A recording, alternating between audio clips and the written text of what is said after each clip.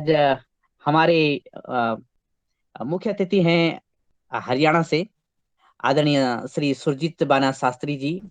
और आप जो गांव है भट्टू कलां, जिला फतेहाबाद, और खेत गांव काजला है जो हनुमान मंदिर के पास, आपने बताया स्थिति की वहां से है। और आप ये बताना चाहें कि कल पिकनिक पर विशेष चर्चा रही, और डॉक्टर साहब ने कल हमें सुंदर जानकारी दी।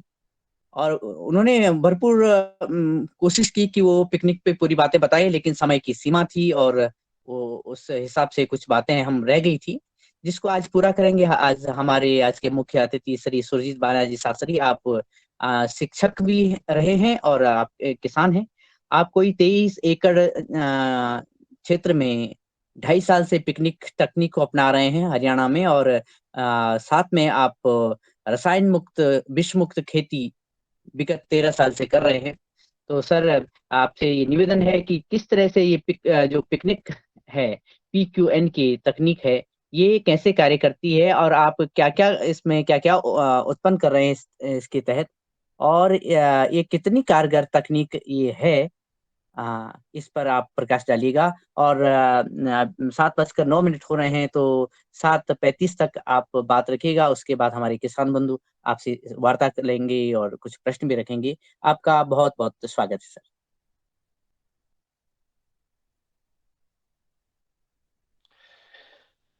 ओम सर्वे भवन्तु सुखिनः, सर्वे सन्तु निरामया, सर्वे भद्राणि पश्यन्तु मां कश्चित् दुर्भाग् भवेत् के साथ सभी किसान साथियों को और आयोजकों को मेरी तरफ से नमन, आदाब, सत श्री अकाल, नमस्कार।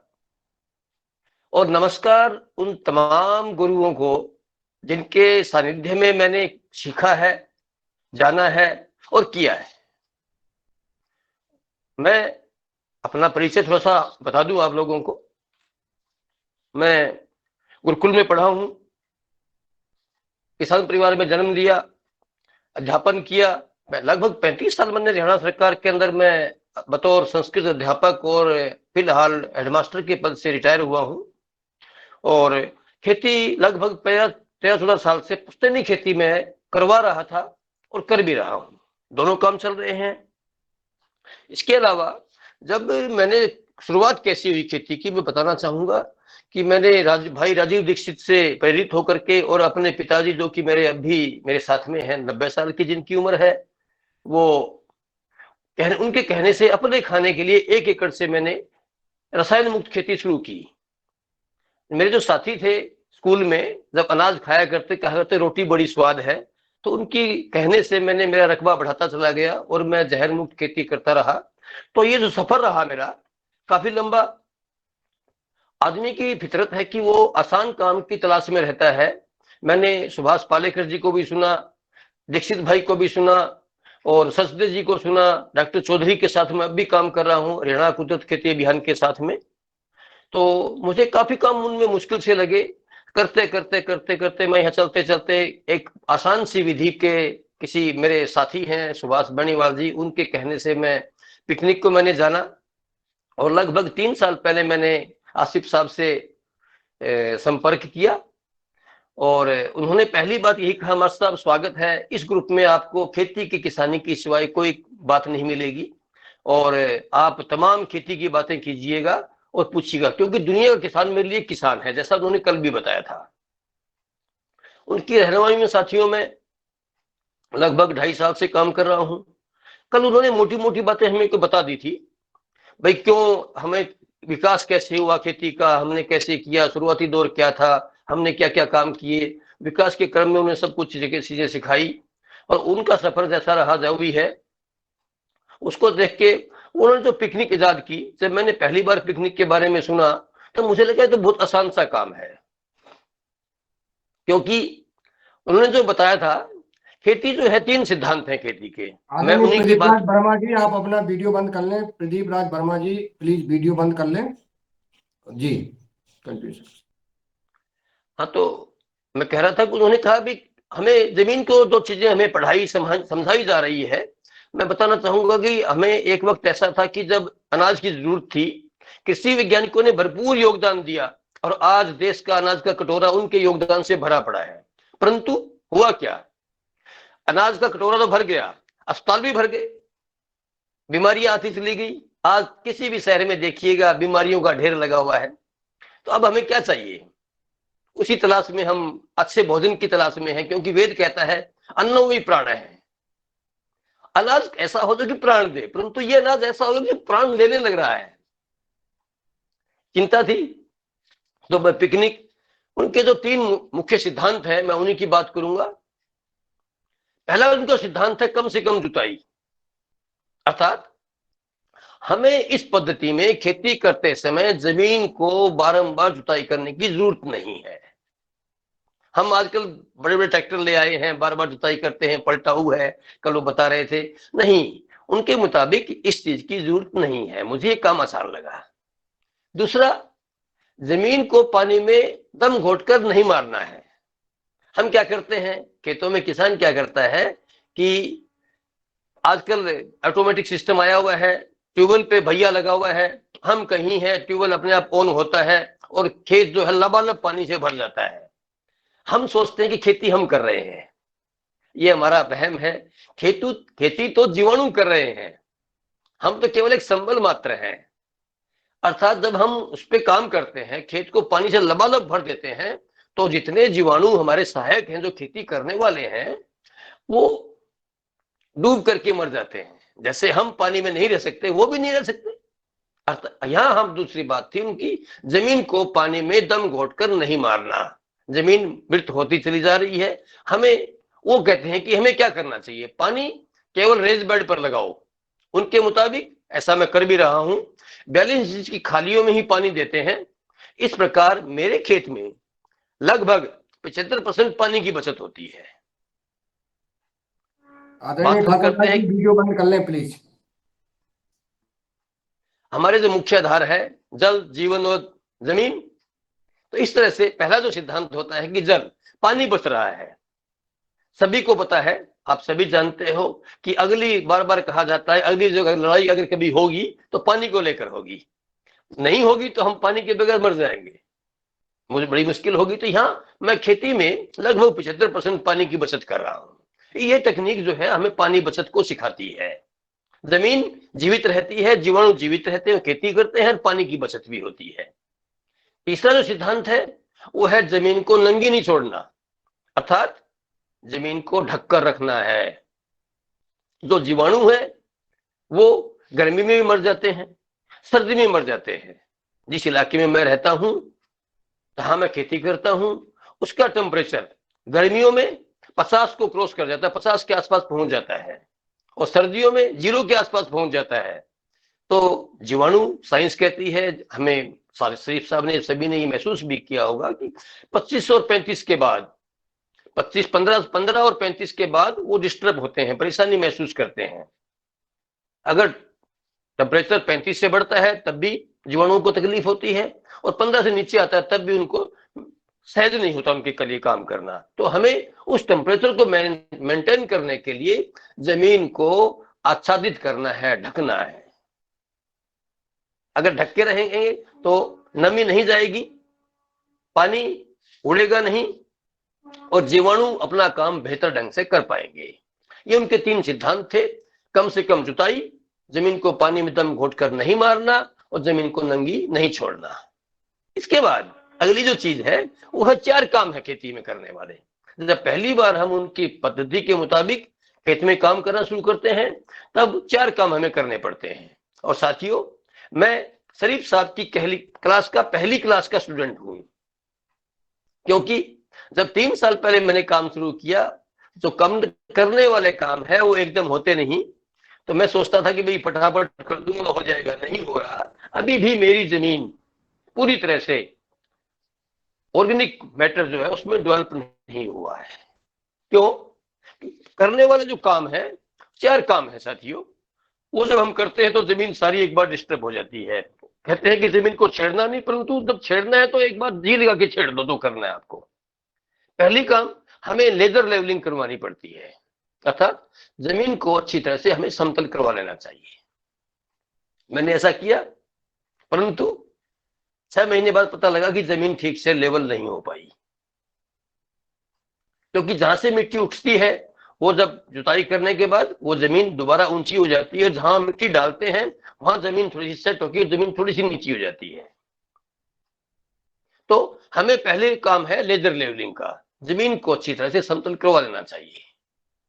उसके बाद दूसरा जो काम है, हमने बार बार साधनों को, भारी साधनों को चला करके जमीन को कंपैक्ट कर दिया है।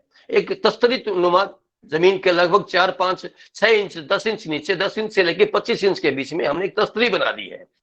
जो चीनी मिट्टी जैसी प्लेट होती है वैसी हमने बना दी है। वहां जड़ें और पानी जा नहीं पाती, उसको क्रॉस नहीं कर पाती। तो उसके लिए हमें हार्ड पैन ब्रेकिंग करनी है। जो कठोर लेयर परत बनी हुई है जब मिट्टी की, उसको तोड़ना है। उसके लिए एक साधन आता है सब सोइलर, एक फाले का हल, जो कि लगभग 20 इंच से लेकर के 30 इंच के बीच में चलता है। ट्रैक्टर के पीछे एक ही, अगर छोटा ट्रैक्टर है 35-40 एचपी का, तो उसको एक फाले का, उससे बड़ा ट्रैक्टर आपके पास में तो 2 फाले का भी मिल जाता है। तो उससे हमें केवल वो काम एक बार करना है साथियों। उससे हमें जो कठोर परत बनी हुई है जमीन की, उसको तोड़ देना है। उससे जमीन का रोआ रोआ खुल जाएगा, पानी जो है भरपूर मात्रा में जमीन के अंदर जाएगा और हमें माइक्रोब्स को भी आने जाने को बहुत सी जगह मिलेगी, कॉलोनियां बन जाएगी उनकी। तो ऐसा करना हमें एक बार पड़ेगा। उसके बाद में अगला जो तीसरा काम है वो है जमीन को वॉश आउट करना। पानी को जबरदस्त पानी से जमीन को, माफी चाहूंगा, जमीन को जबरदस्त पानी से भरना। अब आप कहेंगे कि जी पानी इतना कहां से आएगा, ये कुदरत। बस ये काम हमें, पहला जो काम है, ये सारे के सारे काम साथियों, अब जो मौसम खत्म होने लग रहा है गेहूं कटाई के बाद, उस वक्त हमें चाहिए है कि हम लेजर लेवलिंग करें और बरसात से पहले सब सोलर से जमीन की जो हार्ड पेन है, जो हम परत बनी हुई, उसको तोड़ दें। और जब बरसात आएगी, भरपूर बरसात आएगी, उससे जमीन हमारी धुल जाएगी। जितने भी नमकियात जमीन के ऊपर हमने डाले हैं, पहले कहने के साइंटिस्टों के कहने के मुताबिक यूरिया है, डीएपी है और जितने भी हैं रसायन जो डाले हैं, जब जबरदस्त पानी बरसात से हम होगी, पानी उसको जबरदस्त मिलेगा, सारे के सारे नमकियात धुल करके जमीन के नीचे चले जाएंगे। धीरे धीरे वो जमीन में खत्म तो नहीं होंगे, डिजोल्व होते चले जाएंगे, उनकी मात्रा घटती चली जाएगी, यानी कि जमीन वहां धुल जाएगी। जमीन ऊपर की जो जमीन है वो साफ हो जाएगी, उसको हम बोलते हैं वॉश आउट करना। जमीन को पानी से भर के धो देना। इतना काम करने के लिए दूसरा काम हो गया। तीसरा काम हो गया, इसके बाद में हमें बेड बनाने, रेज बेड। बेड जो ट्रैक्टर के जो पीछे दोनों पहिए चलते हैं, उनके जो बीच की जगह है लगभग 40-42 इंच होती है। तो हमें बेड प्लांटर एक साधन होता है, औजार है। बेड प्लांटर से या जुगाड़ से, जिस भी तरह से हम बेड प्लांटिंग करें, 42 इंच का बेड बने और उसके ऊपर हम जुताई करें। अब बेड के अंदर जो नालियां, दोनों तरफ से नालियां बनेगी, उन नालियों में ही पानी चलता है। साथियों, मेरे खेत की जो लंबाई है वो लगभग 7 एकड़ और चौड़ाई जो है 3 एकड़ है। मैंने 3 एकड़ लंबे बेड बना रखे हैं। मैं एक सिरे में पानी छोड़ता हूं, मेरे तीसरे किले के आखिरी छोर तक पानी पहुंचता है।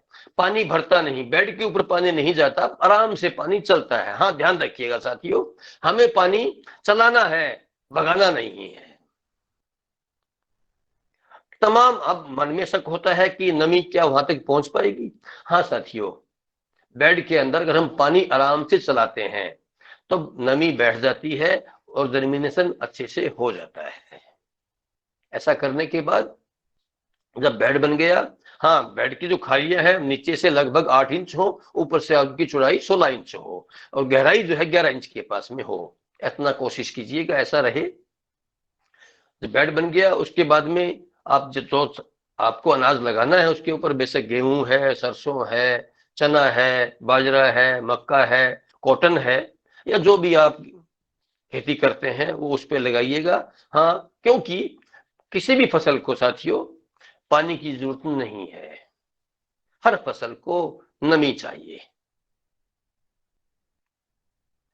आम साइंस भी कहती है, अभी हमने जाना भी है कि भी तने के पास में पानी नहीं जाना चाहिए पौधे के।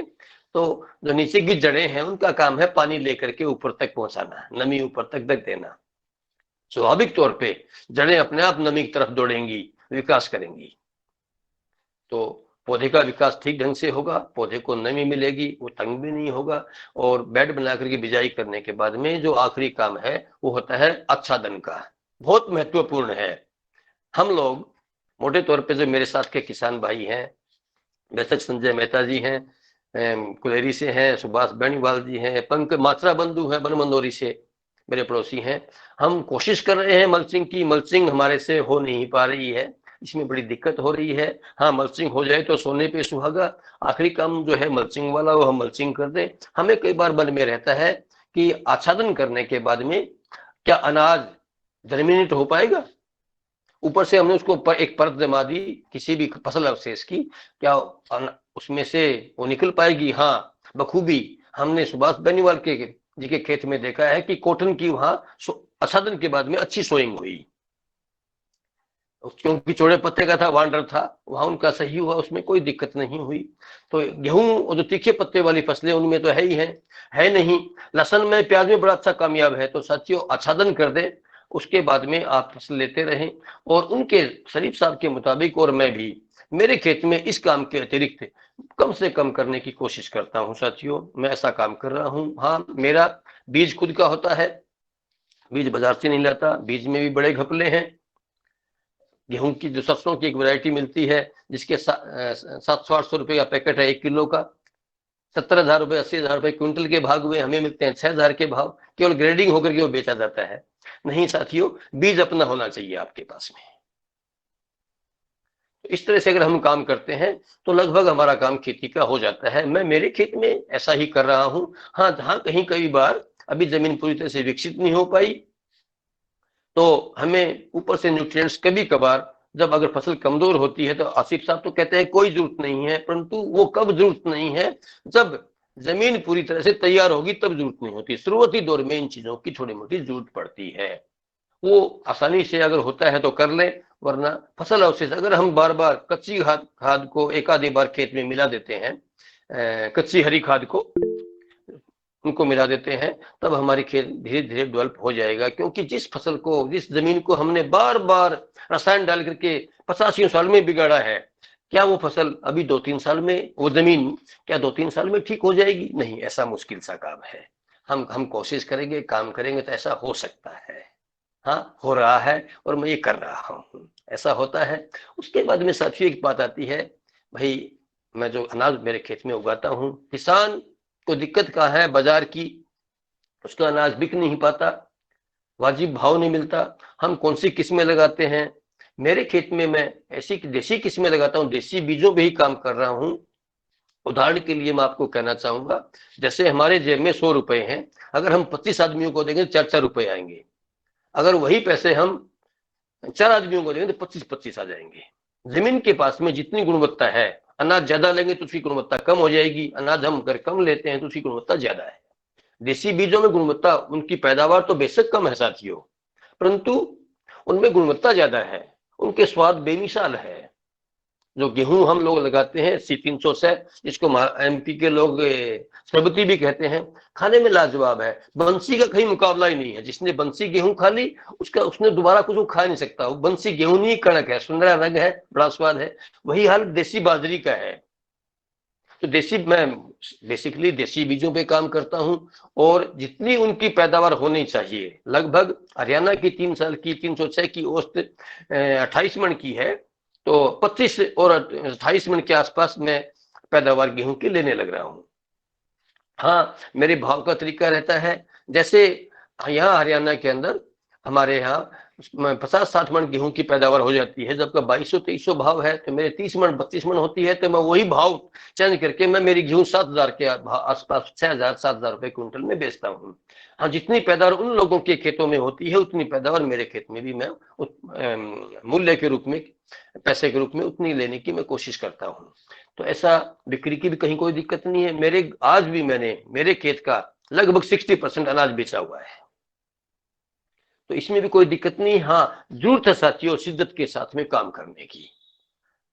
बार बार दिक्कतें आएंगी, समस्या आएंगी। हाँ, अगर हम सरकार से ये उम्मीद करते हैं कि हमें बहुत कुछ मिल जाएगा, नहीं, जितनी सब्सिडी सरकार, मैं आपके माध्यम से भी, दिनेश जी और पतंजलि के माध्यम से भी सरकार के साथ में आपके थोड़े से ठीक है, मैं कहना चाहूंगा जितना रासायनिक किसान को सब्सिडी दी जाती है, इस जैविक किसान को भी, कुदरती किसान को भी उतनी सब्सिडी तो हमें भी करके देखिएगा। क्योंकि एक जो डीएपी है, किसान लगभग 5 कट्टे साल के अंदर यूरिया डालता है खेत के अंदर, 2-3 कट्टे डीएपी के डालता है, जिन पे 2-2 हजार रुपए प्रति बैग के ऊपर सब्सिडी है। इस तरह से उसको सरकार प्रति एकड़ लगभग 15 से 20 हजार सब्सिडी देती है। क्या हमें वो जैविक किसान को नहीं चाहिए? हमें क्यों नहीं मिलता? वो हम वो डीएपी यूरिया लेते नहीं, जो हम कर रहे हैं वो हमें मिलना चाहिए। हम उसके मुताबिक अगर ऐसा हो तो ठीक है। हाँ साथियों, पिकनिक की बात कर रहा था मैं। पिकनिक पे अभी हम लोगों को औजारों की दिक्कत है। कल आसिफ साहब से भी किसी साथी ने पूछा था जी, मशीन जो है, सब सॉइलर है, बेड प्लांटर है, सोइंग मशीन है, ये मशीनें नहीं आ रही हैं। जैसा डिजाइन उन लोगों ने किया हुआ है वैसी डिजाइन्ड मशीनें हमारे पास में नहीं है। हम साथियों कोशिश किए हुए हैं, कर रहे हैं, हमारे आसपास के मिस्त्री लगे हुए हैं, पंजाब के साथी भी लगे हुए हैं जो कि मशीनों को डेवलप करने की कोशिश में है। ऐसी मशीन किसान कितनी मशीनें खरीद के लाए? कल ही बात हो रही थी कि अगर 30 तरह के अनाज लगाने हैं तो हमें 30 तरह की मशीनें लेनी पड़ती है। 30 तो नहीं, 15-20 तो, यानी 5-10 मशीनें जरूर लेनी पड़ती है। हर मशीन बहुत महंगी है। हमारी कोशिश है कि हमें कम से कम एक ऐसी मशीन मिल जाए जिसके अंदर सारी तरह की बीजों की बिजाई की जा सके। परसों हम हमारे हिसार में ही मेला था, उसमें भी हमने बात की है, मशीन तैयार करवाने की कोशिश कर रहे हैं कि ऐसी मशीन हो। और हमारी कोशिश है साथियों कि मल्चिंग के लिए भी हम एक मशीन बनवा दें, ट्रैक्टर के पीछे लग जाए और वो मल्च भी कर दे, फसल अवशेष को भी ऊपर ऊपर बिखेर दे। ऐसा होने पे ये किसी आसान हो जाएगी। साथियों, मैं लगा हुआ हूं, मैं काम कर रहा हूं। किसी को देखना तो हमारा जो मूल मंत्र है, एक दिन पधारो हमारे खेत में, आपको मैं आमंत्रित करता हूं। आप लोग खेत में आइएगा, काम करते हुए देखिएगा, आपका बड़ा स्वागत होगा। धन्यवाद साथियों, ये मेरी बात यहाँ तक पूरी हुई। अब पूछना हो तो दिनेश जी अगली बात पे आइएगा। जी आदरणीय, आपने बहुत सुंदर तरीके से अपने जो अनुभव है वो रखे हैं। मेरी तरफ से एक प्रश्न ये है कि जैसे आप अनाजों पे कार्य कर रहे हैं, क्या सब्जियों पे और फलों पे आपका कोई अनुभव है या आपके कोई साथी उपस्थित हों? हाँ सर, संजय मेहता जी हैं, उनका जो बाग है किन्नू का, और मौसमी मौसमी किन्नू और बेर का बाग है, वो काम कर रहे हैं। सुनील जी भाई हैं बनावाली से, वो नींबू पे काम कर रहे हैं। और सुभाष जी है, उन्होंने तरबूज, खरबूजे और कॉटन लगाया था। अगर वो ग्रुप में है तो बात कर सकते हैं। साथी अगर है तो आप माइक खोलिएगा और अपने अनुभव बताइएगा। जी बहुत सुंदर है। सभी साथी लाइव आए हैं, उनसे प्रश्न उत्तरी हमारे कृषक बंधु करें। उनसे पहले मैं आदरणीय मुन्नीलाल जी भाई साहब के पास जाता हूँ कि वो आए और इस वार्ता को एक आगे बढ़ाने के लिए, ताकि प्रश्न उत्तर भी हो जाए और हमारे संवाद भी डॉक्टर आदरणीय पवन सर जी के साथ और अन्य लोगों के साथ हो जाए। क्योंकि ऐसे किसान, दूसरे किसान भी हैं जो सब्जियों और फलों में भी कार्य कर रहे हैं, तकनीक को यूज कर रहे हैं। जी धन्यवाद दिनेश जी। और मैं आदरणीय सुजीत सिंह जी को प्रणाम करता हूँ। मध्य प्रदेश की धरती से पतंजलि किसान सेवा समिति, पतंजलि ऑर्गेनाइजेशन इंस्टीट्यूट के द्वारा जो यह कार्यक्रम चल रहा है, उसमें आज आपने चीफ गेस्ट के रूप में हम सबको जो अनुभव बताया है, और बहुत महत्वपूर्ण अनुभव बताया है कि हमें जो है जो जुताई बार बार हम जो है ट्रैक्टर से खेत को जो है रौंद देते हैं, और आपने जो है उसको बताया कि हमको ढक के रखना है, पानी को लबालब नहीं भरना है, देसी बीज का प्रयोग करना है। इन तमाम जो आपने हम सबको किसान भाइयों को मार्गदर्शन दिया है, बहुत महत्वपूर्ण है। और सदन में बहुत हमारे अनुभवी किसान और वैज्ञानिक गण उपस्थित हैं।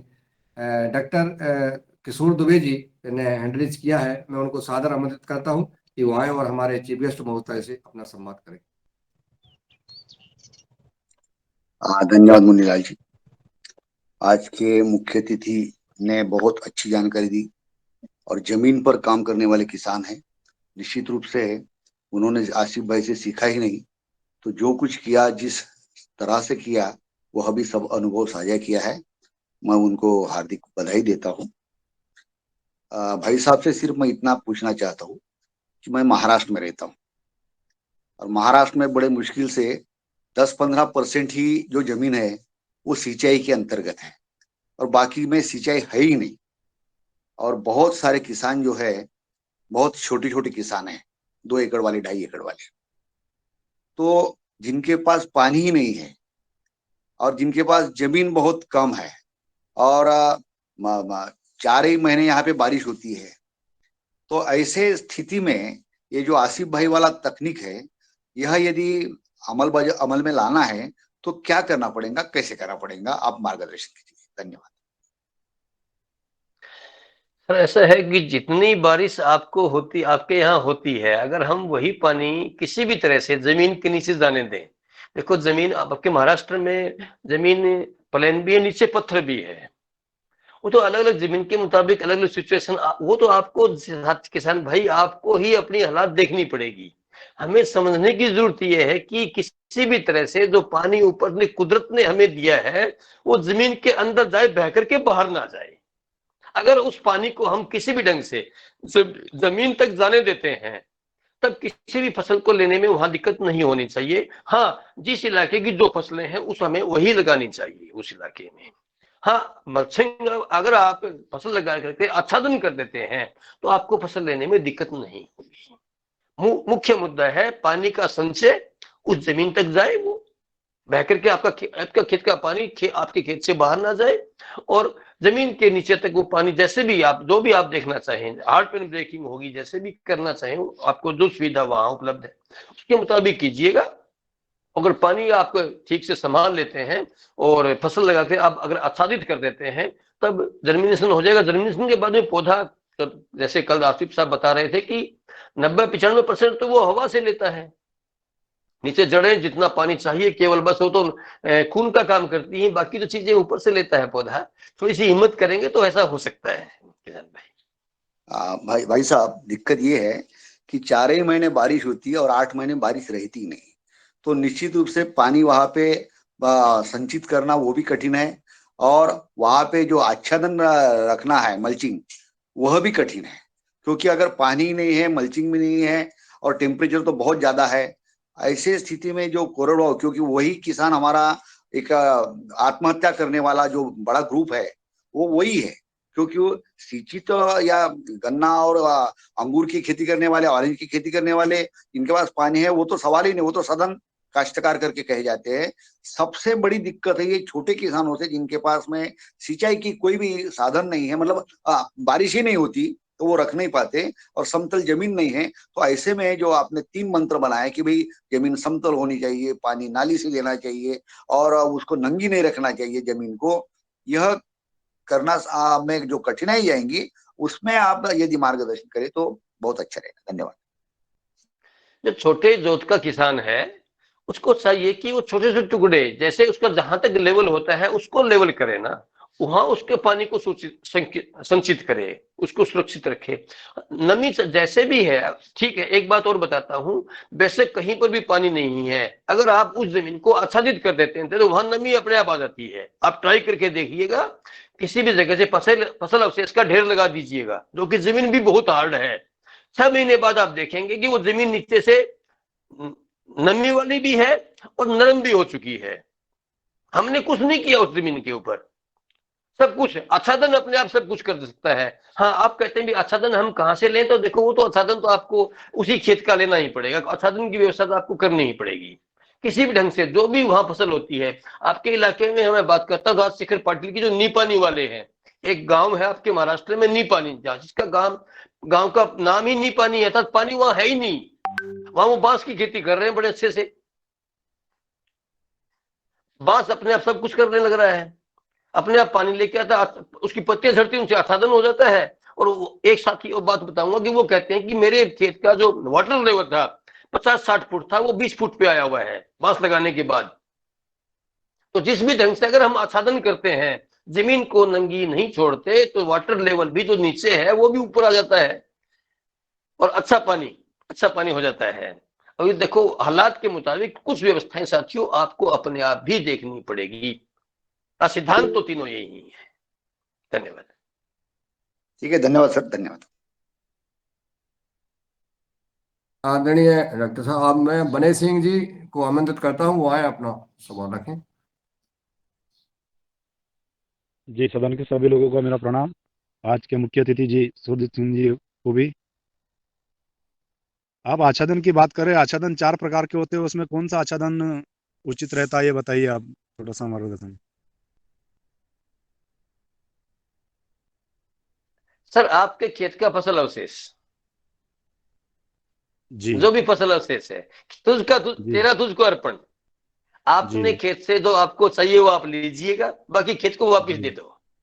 बेशक हम जो पशु चारा है, हम कहते हैं जी हमने अब पशुओं को जो चूड़ा वगैरह चरवाना होता है तो वो भी गोबर के रूप में वापस आ जाएगा खेत में।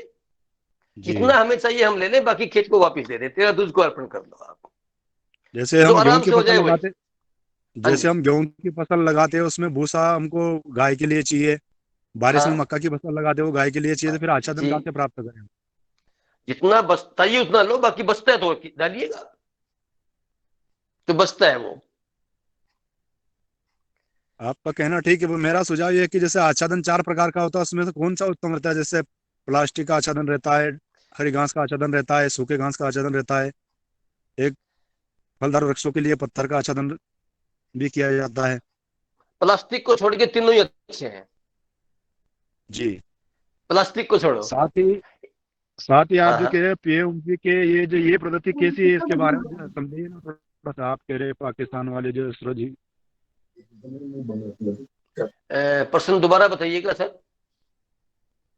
आप जो जैविक खेती कर रहे हैं वो पद्धति कौन सी है? आप केचुआ खाद डालते हैं या जीवामृत डालते हैं, या कौन से फसल उसमें न्यूट्रिएंट्स कहाँ से ला करके देते हैं, आप किस प्रकार से देते हैं? मेरे खेत में फसल अवशेष ही रहते हैं साथियों, ना मैं जियोमेट डालता, ना मैं और कुछ डालता, जो फसल अवशेष है वही है। और फसल धीरे धीरे अवशेष जब जमीन छोड़ने के उसके बाद में मुताबिक। दीमक का दीमक, प्रकोप होता ना फिर? और दीमक भाई, एक चीज समझ लो, दीमक जिंदा फसल को नहीं खाती, फसल जो अवशेष है उसको खाती है। जब उसको नहीं मिलता तब दीमक जो है और चीजों की तरफ आती है।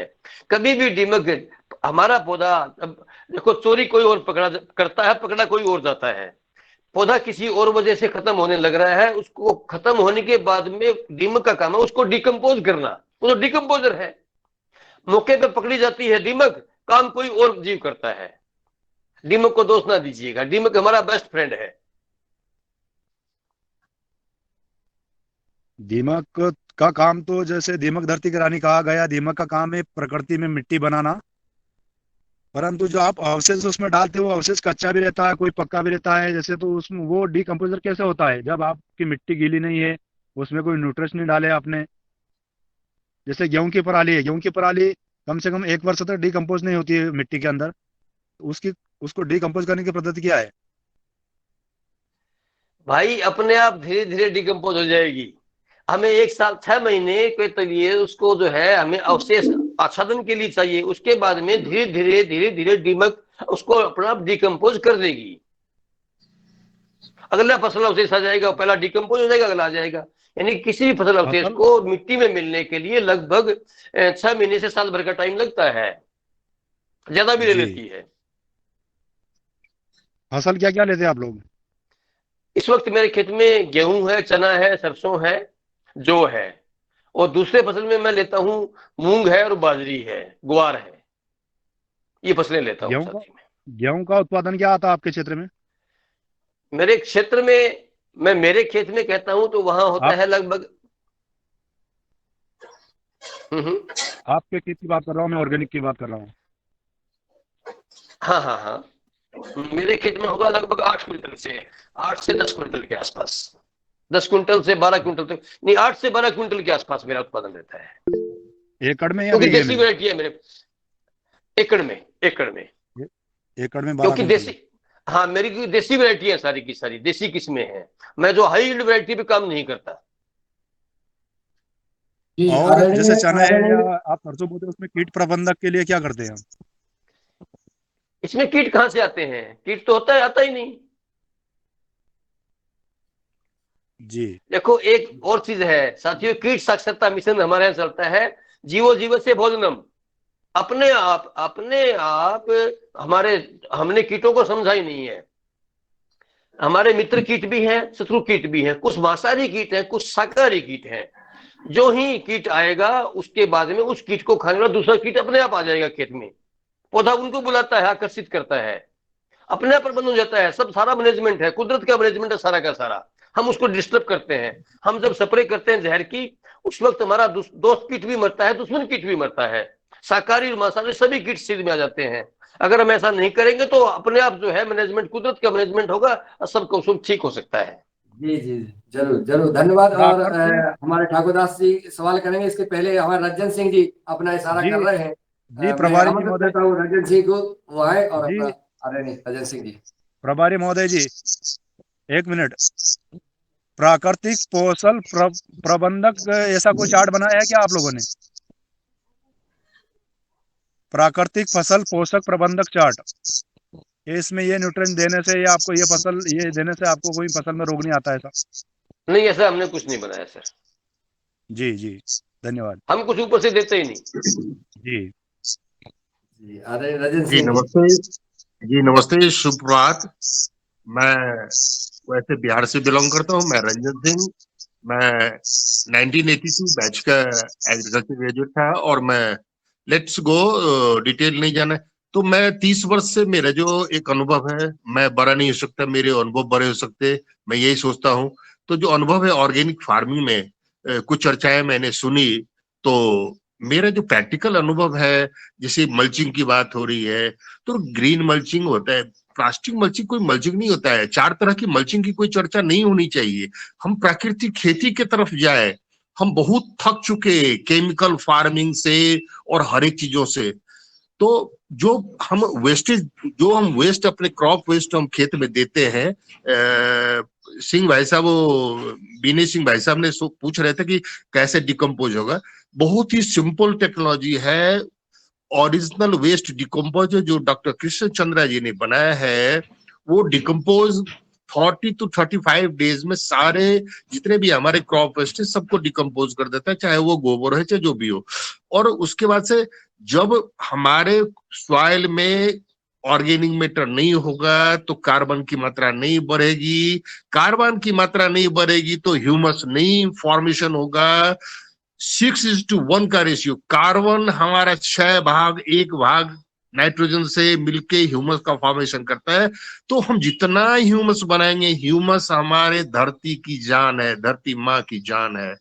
और ह्यूमस फॉर्मेशन कार्बन को बढ़ाने के लिए जो मेरा प्रैक्टिकल ये सारा अनुभव है, गाय का शुद्ध देसी गाय बोलना मजबूरी है हमारी, क्योंकि गाय हम समझ बैठे हैं A1 को, जो हमारी A2 वंश की गाय है, जो इति श्री रेवा खंडे भारतवर्ष जम्मूद्वीपे बोलते, ये सारा जो था भरतखंड पुराना, ये इसमें जो हमारी लोकल गाय है, देसी गाय, चाहे बहुत छोटी हो, दूध से अधिक बहुमूल्य मैंने पाया है। और ये सत्य है, मेरे पाने से मतलब नहीं है, ये सत्य है कि दूध से अधिक बहुमूल्य हमारे देसी गाय की गोबर और गोमूत्र है। और उसके बहुत बड़े उपयोग हैं। आज डिटेल्स में मैं चर्चा तो नहीं कर सकता, लेकिन मौका मिलेगा तो कभी मैं देखा तो मैं आपको आया तो किरीलों आपका को क्वेश्चन बहुत सुंदर है। जैसे कि कौन हमारी सुखदाता, धरती गंगा गौ माता है। और गौ माता जब से धरती से थोड़ी सी हटना चालू हुई है, इतने में तो इतने प्रलय आने लगे हैं, जैसे कोरोना काल है, ऐसे अनेक बीमारियां पैदा होने लगी हैं। ये हम बचपन से ही सिखाते हैं। हम जैसे योगा करते थे आज से 30 वर्ष पहले भी, तो हम एक नारा देते थे, कौन हमारी सुखदाता, धरती गंगा गौ माता। त्रिवेणी संगम है तीनों का, तीनों मिलकर के राष्ट्र का निर्माण करती है। तीनों मिलकर के पेड़ पौधे से लेकर के ब्रह्मांड से लेकर के पूरे पूरे का एक मैनेजमेंट और संतुलन बनाए रखती है मानव के लिए। और मानव ने क्या किया, गौ माता को अलग हटा दिया। गौ माता को अलग हटाने से अभी आदरणीय बने सिंह जी, आदरणीय बने सिंह हमारा जी, 2% हिस्सा आता बने है। सिंह जी, बने सिंह जी, मैं हाथ जोड़ता हूँ आपसे। पहले हम आपको जी सुन लें, इसके बाद अब मैं समझता हूँ आप बड़े जो काम कर रहे हैं, परंतु आप सुन लें इसके बाद जो है। जी आदरणीय। जी जी तो मैं क्या कहना चाहता कि मैं इस पूरे ब्रह्मांड की बात कर रहा हूँ। इसको बहुत बड़ी बात है ना समझे कि मैं बड़ा बन रहा हूँ। प्लीज इसको कभी मत सोचे कि मैं जो अनुभव है वो बड़ा तीता अनुभव है। क्या ये धरती हमारी बर्बाद हो गई है अगर हम मिट्टी को न बचाएंगे, नहीं बचाएंगे। आज हमारे इतने बुजुर्ग आदमी वो साउथ इंडिया के है ना, सेव द सॉइल लेके पूरे विश्व घूमे। क्या मैं अपनी मिट्टी को नहीं बचा सकता? क्या मेरा कर्तव्य नहीं है? क्या हमारे अगले जनरेशन वालों को मैं आगे पैदा करने की क्षमता भी बर्बाद कर देंगे? प्रकृति उसी को रखता है जो कि सबल होता है, और केमिकल फार्मिंग को बंद करना ही पड़ेगा। और टेक्नोलॉजी की बात जो है, ओरिजिनल वेस्ट डिकम्पोजर, हर एक चीज, किसी के प्रिंसिपल को मैं नहीं माना, और हमारे कई साथी है नहीं। Zero budget farming Subhash Palekar ji का मैंने 9 इयर्स किया, हर एक किया।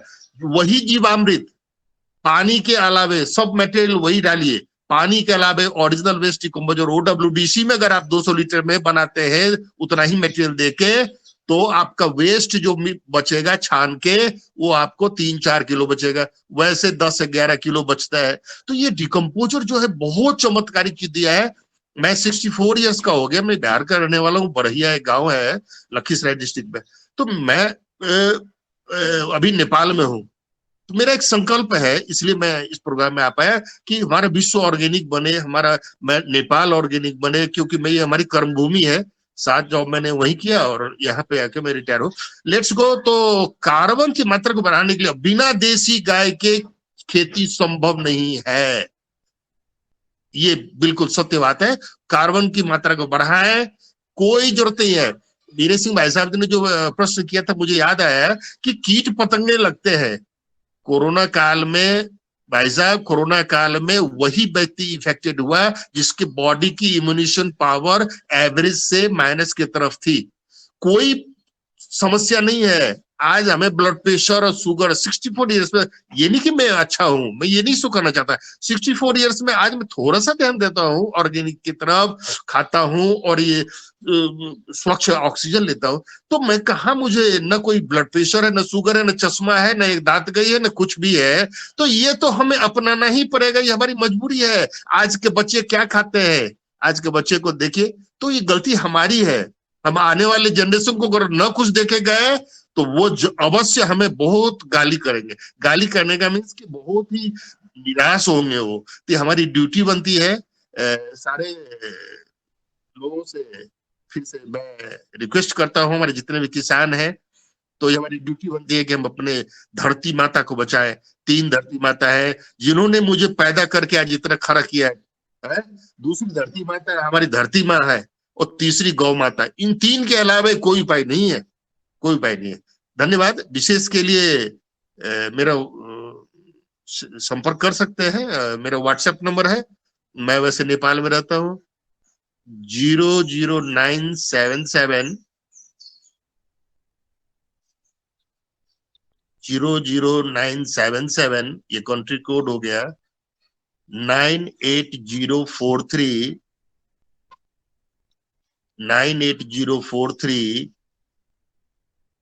72944 72944 9803 72 944 9803 कंट्री कोड पहले मैंने बोल दिया। बहुत बहुत धन्यवाद। आप लोगों से मिलकर बहुत खुशी हुई, और कुछ समय का बहुत धन्यवाद सर। सर एक बार बोलिए आपका नंबर। प्रायोजक लिख लीजिए नंबर 98043। प्लीज सर, वो पहले वाला नंबर है, 2 नंबर बता दिए सर ने। नहीं, वो तो इनको वो कोड था पहले का। जी बोला जी सर। चैट बॉक्स में लिख लीजिए, चैट बॉक्स में। जी सर मैसेज कर दीजिए नंबर। फिर से बोलो। बने सिंह जी, नंबर हम दे देंगे, हमसे ले लेना। जी जी जी 98043 72944। इसमें हम डाले देते हैं जी, और ये कंट्री कोड 00977 है, वो तो लगाना पड़ेगा। वो व्हाट्सअप कर सकते हैं, बड़ा मजा आएगा मुझे जब मुझे कोई करेंगे। ये मैं अपने को फिर से मैं रिक्वेस्ट बोल रहा हूँ, मैं बड़ा नहीं हो सकता, व्यक्ति बड़ा नहीं होता है, व्यक्ति के अनुभव बड़े होते हैं। चाहे हमारे पिताजी 10 क्लास पढ़े थे, लेकिन उनका अनुभव लेके ही मैं आगे बढ़ा हूँ। तो बहुत मैं अच्छी अपने बात। को बड़ा नहीं साबित करना चाहता, लेकिन अगर फायदा मिले तो मुझे खुशी होगी किसान लोगों को। बहुत बहुत धन्यवाद। और सर अपना प्रायोजक जी, महोदय जी, अपना व्हाट्सएप नंबर प्लीज मेरे व्हाट्सएप पे आप देने का कष्ट करेंगे। मैं आदरणीय राजेश सिंह जी आपसे संपर्क करूंगा हर हालत में, चूंकि आपका मार्गदर्शन मिला, इसके कार्यक्रम आपका है, अपना है, और इसमें रोज जुड़ना है, चूंकि किसान भाइयों का अपन को कल्याण करना है। अब मैं आदरणीय ठाकुर दास जी हिमाचल प्रदेश से है, उन्होंने हैंड रेज किया था, मैं उनको सादर आमंत्रित करता हूँ कि वो आए और आप आपस में संवाद करें। आदरणीय ठाकुर दास जी। धन्यवाद। सदन को कोटि कोटि प्रणाम। अब मेरी आवाज आ रही जी? आपकी आवाज आ रही है हेलो। आदरणीय जी। सदन को कोटि कोटि प्रणाम। देश में के अंदर सारी भूमि है, सीढ़ी नुमा है, और जो मेंढ होते हैं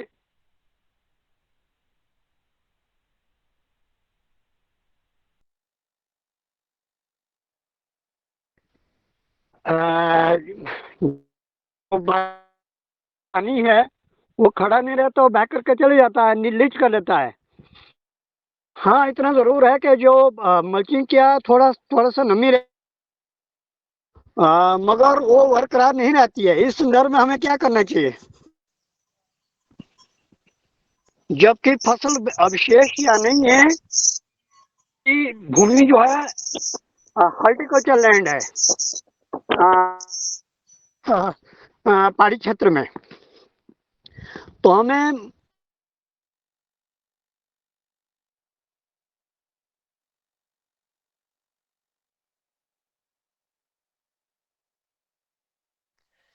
सर जहां आपका तक मैं इनकी बात समझ रहा हूँ, ये अपनी पहाड़ी क्षेत्र की बात करते हैं, जमीन अप डाउन है, लेवल में नहीं है, तो वहां हम कैसे करें? तो भाई जैसी आपके खेत की प्रकृति है, जैसा उसका स्व कुदरत है, उसके मुताबिक जो कीजिएगा, वहां जैसी फसलें हो सकती है वो लगाइएगा ना, आप उसे छेड़खानी आप जबरदस्ती किसी से क्यों करते हो? कुदरत ने जैसा बनाया है आपको उसके मुताबिक चलिएगा, ऐसा वहां फसल हो सकती है वो कीजिएगा। आच्छादन मस्त भी अच्छा करेगा आपका। बाकी मैं तो मेरे अनुभव बता रहा हूँ जी, मैं कर रहा हूँ। हाँ, आप अपने खेत से सीखिएगा, जैसा खेत चाहता है वैसी करने की कोशिश कीजिए ठाकुर जी। वो तो मानी ना, हम तो यहाँ मतलब जो एप्पल एप्पल फार्मिंग होती है, और उसमें तो किसी तरह थोड़े किसान जो है तो थोड़ा उसमें वो इंटरक्रॉप। आप ठाकुर दास जी आप वीडियो बंद कर लीजिए ताकि आपका नेट सही काम करे। मैं निवेदन कर रहा हूँ बार बार आपसे, आप वीडियो खोले हैं तो आपका नेट कम कर रहा है, तो आवाज साफ नहीं आ रही है। आप ऐसा अब बंद करके अब बात करिए तो शायद साफ आवाज आ जाएगी।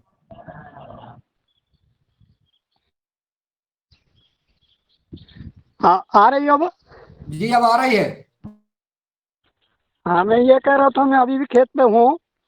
मैं तो ये स्टॉप तो थोड़ी सी नमी हो कर रह रही है, नहीं तो नमी चली जाती है। तो यहाँ अवशेष भी नहीं है हमारा, तो ये थोड़ा सा मटर मोटर हैं, बाकी तो कुछ भी नहीं।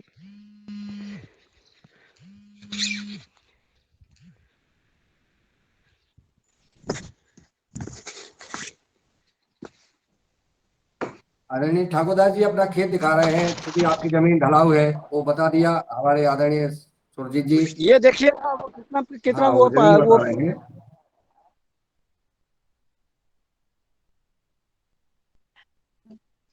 आदरणीय ठाकुर दासी की यहाँ तब जाना होगा जब सेब लगेंगे, तो जी जी जी जी। दिनेश जी, ठाकुर दास जी को ठाकुर चाहिए दासी कि आ रहे हैं, वहाँ सेब के दौरान आएंगे जरूर जी हाँ जी। हाँ हाँ हाँ, उनका सेब खाने आएंगे। मैं कहूंगा कि आप मक्की क्यों लगाते, सेब लगाइएगा ना, आपकी जमीन सेब के लिए बेहतर है। हम सेब खाएंगे, मक्का हम दे देंगे ना।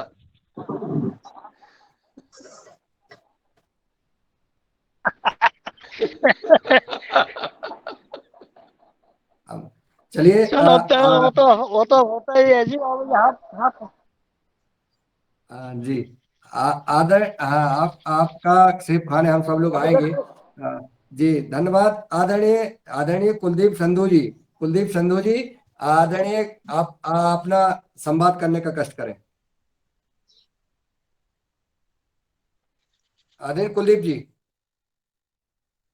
चलिए मेरी आवाज आप तक नहीं पहुंच रही है जी। जी आदरणीय नितिन जी, आदरणीय नितिन जी अपना सवाल करें। हाँ सर। हाँ सर, आवाज आ जी आ रही? रही है। हाँ, सभी को ओम।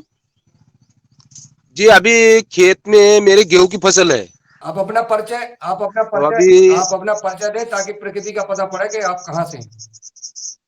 हाँ ठीक है सर जी। मैं नितिन ऋषिकर बात कर रहा हूँ यवतमाल डिस्ट्रिक्ट से। जी, मैं 3 साल से प्राकृतिक खेती कर रहा हूँ।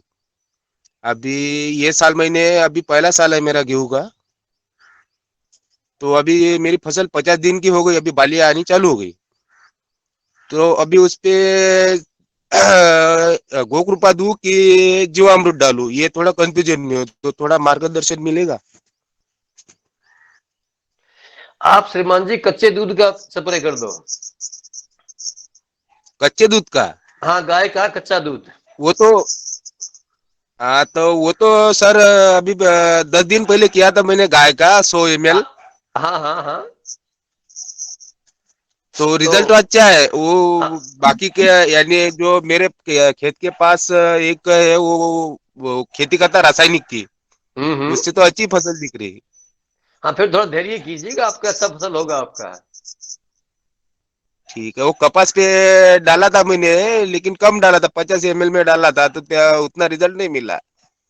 अभी दूध का सही बात है सर, अभी सही बात पिछली बार ही मारा था मैंने।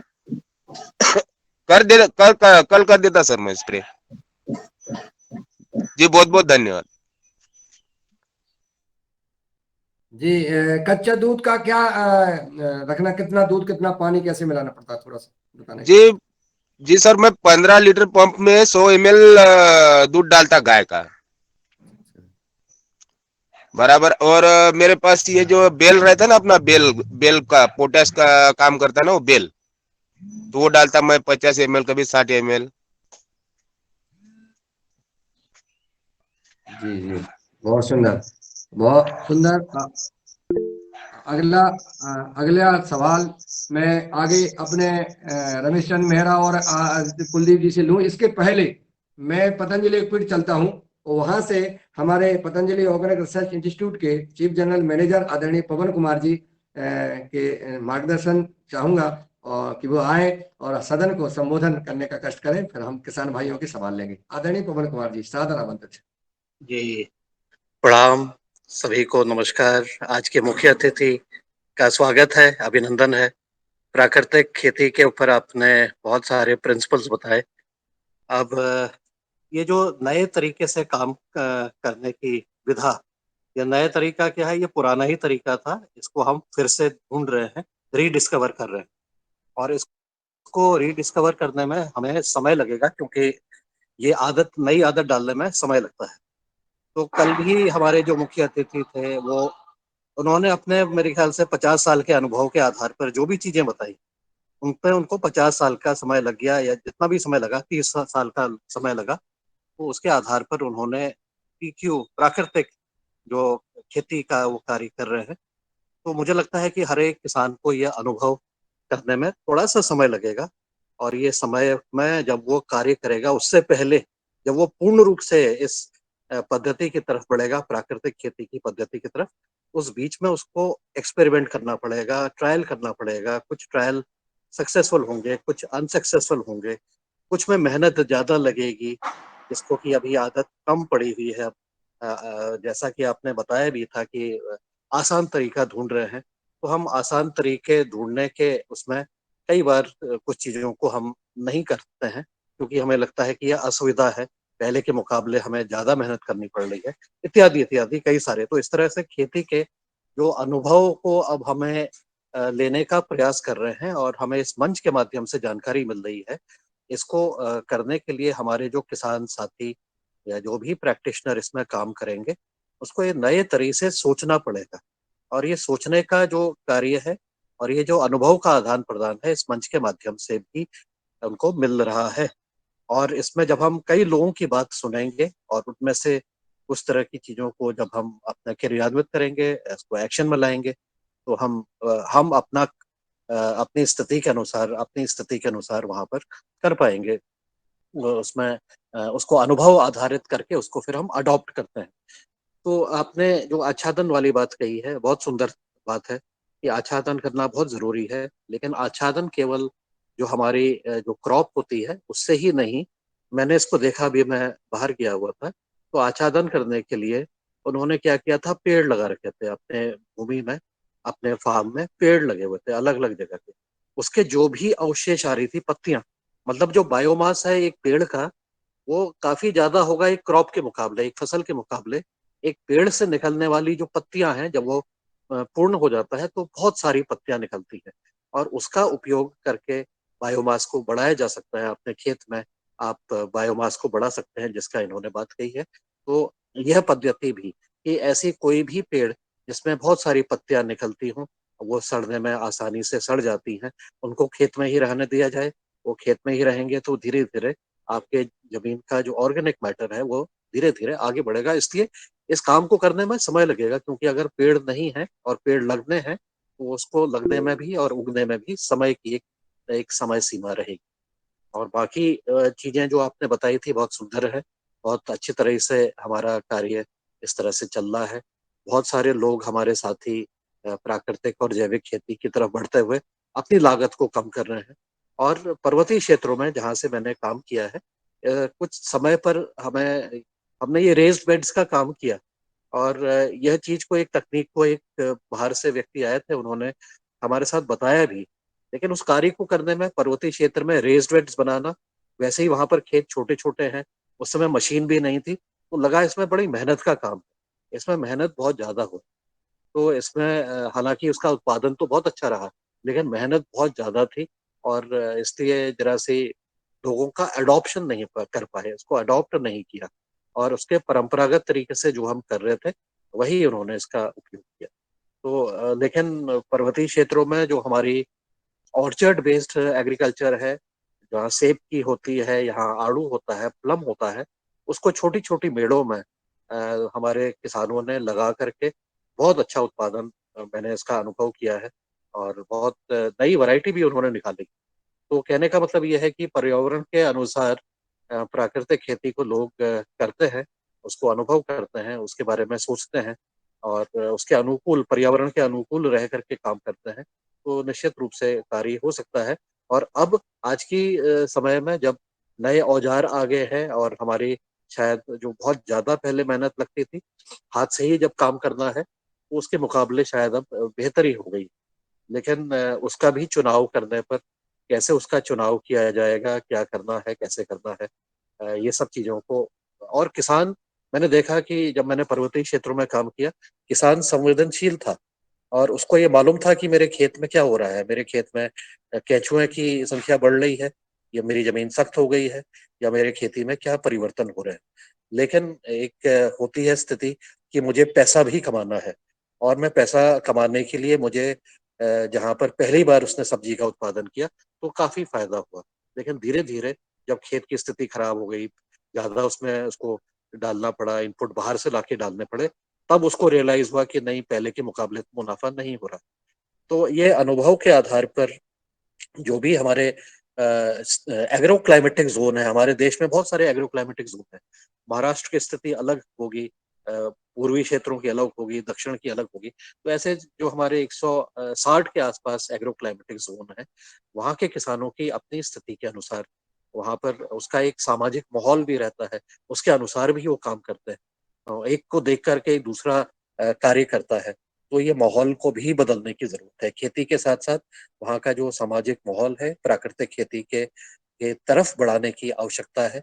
और उसके लिए समान विचार के जो हमारे किसान भाई हैं, एक दूसरे से संवाद अगर करते हैं, बातचीत करते हैं, अपने अनुभवों का आदान प्रदान करते हैं, तो उसका निश्चित रूप से उनको फायदा, मुझे लगता है कि धीरे धीरे उनकी जो परसेप्शन है, उनके मतलब सोच में परिवर्तन होता है, और इस तरह से वो आगे बढ़ करके अपने काम को और अच्छी तरह से विस्तार उसका दे सकते हैं। तो ऐसा करते हुए हम आगे बढ़ रहे हैं।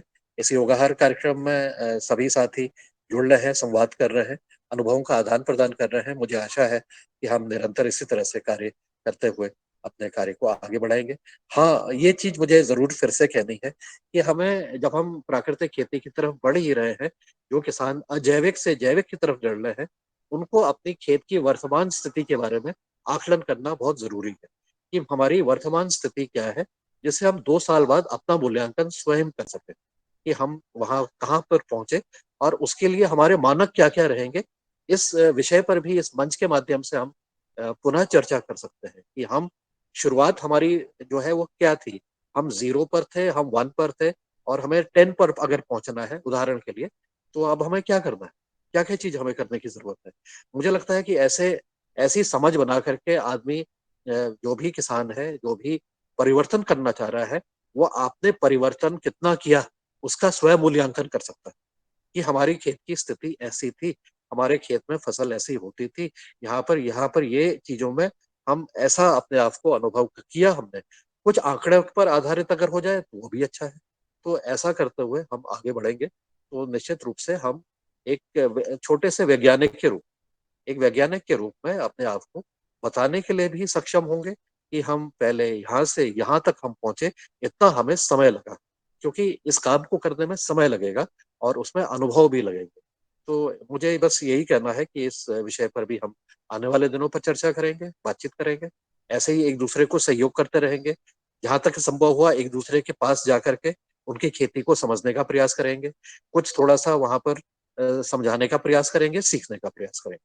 तो ऐसा हमारा कार्य चलता रहे। इसी शुभकामनाओं के साथ मैं अपनी वाणी को विराम देता हूँ। सभी को बहुत बहुत नमस्कार, ओम, धन्यवाद, प्रणाम, नमस्कार। धन्यवाद आदरणीय पवन सर जी, आपका मार्गदर्शन प्राप्त हुआ। आपने महत्वपूर्ण बात कही है कि हम किसानों को आपस में एक दूसरे का अनुभव शेयर करना है। जो भी किसान अपने अपने तरीके से कर रहे हैं, और किसान का अनुभव बहुत महत्वपूर्ण है।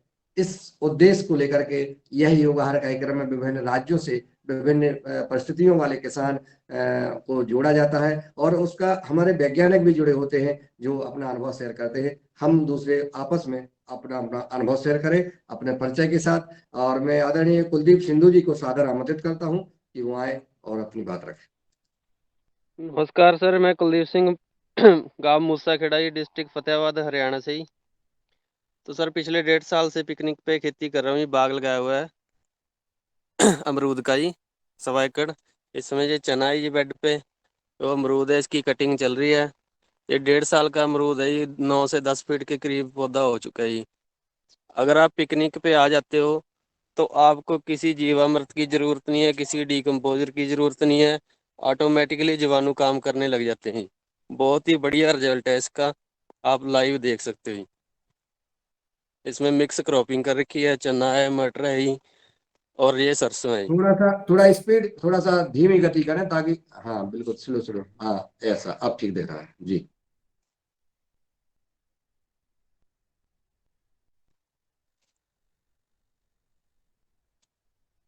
बहुत सुंदर बताते जाएं इसमें आप, दिख रहे हैं। चने ने फल भी उठा रखा है, ये बढ़िया फ्रूटिंग है इसकी, टाट बन रहे हैं ये। बहुत ही बढ़िया रिजल्ट है जी पिकनिक का। ऑर्गेनिक में किसी भी वेस्ट डिकम्पोजर, जीवामृत वगैरह कुछ भी चलाने की जरूरत नहीं है। इसकी मल्चिंग करो बेड की, जैसे इस बेड पे पराली से मल्चिंग कर रखी है लाइव। इसमें आलू वगैरह भी लगा रखे हैं, साइड में सरसों भी है, पूरी क्रॉपिंग ले रहे हैं जी। इस बार पूरी फ्रूटिंग लेंगे ये 1.5 साल में।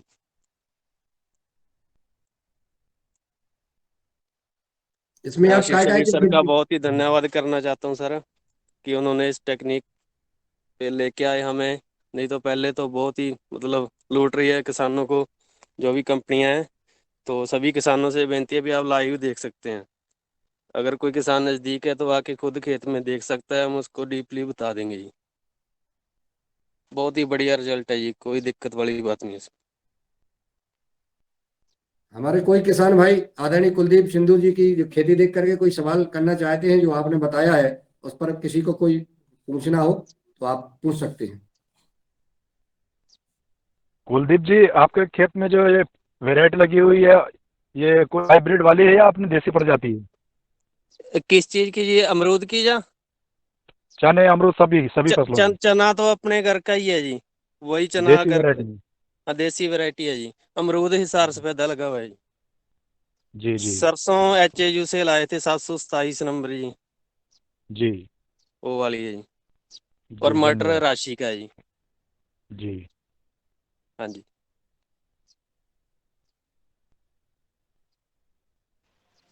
कुलदीप जी आप कहाँ से हैं वैसे? VPO मूसाखेड़ा जी, तहसील टोहाना, डिस्ट्रिक्ट फतेहाबाद, हरियाणा जी, पिन कोड 125 106।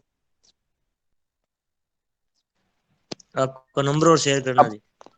96716 96716 25870। 25870। ठीक है संतोष जी। गूगल पे भी सर्च कर सकते हैं, विरासत ऑर्गेनिक फार्म के नाम से, उसमें लोकेशन भी आ जाएगी, सारा कुछ आ जाएगा। ठीक है। हाँ जी। बहुत सुंदर। और बहुत अच्छा कुलदीप जी, बहुत अच्छा है, लगे रहिएगा। हाँ जी जी। जी okay sir, sir thank you. Sir Sanjay Mehta ji हैं शायद, बाग किन्नू का अमरूद का इनका बाग है, बेरी का, वो भी अनुभव बताना चाहें तो कह सकते हैं अपनी बात।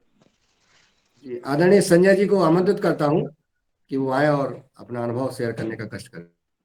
ओम नमस्कार सभी किसान साथियों को। मैं संजय मेहता, गांव कुलेरी, हिसार, हरियाणा से। मैं पिछले नवंबर से पिकनिक से जुड़ा हूं और मेरे पास कुछ किन्नू, कुछ थाई एप्पल, बेर और कुछ रेड बाल्टा का ऑर्चर्ड है, और साथ में ट्रेडिशनल खेती जिसमें मैं सरसों, चना, गेहूं, बाजरा, जो ये खेतियां दोनों सीजन की करता हूं। पिछली साल तो मैंने जब स्टार्टिंग किया था उस वक्त मैंने सभी मेथड नहीं अपनाए थे, क्योंकि मेरे पास सब सॉइलर नहीं था। बेड बना के मैंने गेहूं की और सरसों चना की खेती ली थी। मेरा अनुभव ये रहा कि पानी की मेरे पास कमी है और 25 से 30% पानी में हमारी दोनों खेतियां हो जाती हैं। ज्यादा मल्चिंग का मटेरियल भी नहीं था। मैंने कुछ मल्चिंग नवंबर में धान की पराली लेके बाग में मल्चिंग किया था, और फिर कुछ गन्ने की पत्ती जो अरेंज हो गई मुझे। अभी फिलहाल 1.25 साल के अंदर मैंने देखा है कि वो बाग की तस्वीर जो बनी है और जमीन जो बन रही है, बहुत ही मस्त लगता है। गेहूं पिछली बार मेरा कुछ कमजोर था, इस बार मेरा गेहूं इस वक्त जो 26 अक्टूबर की सोविंग है लगभग मेरे कंधे के बराबर आता है और फूल बालियां हैं।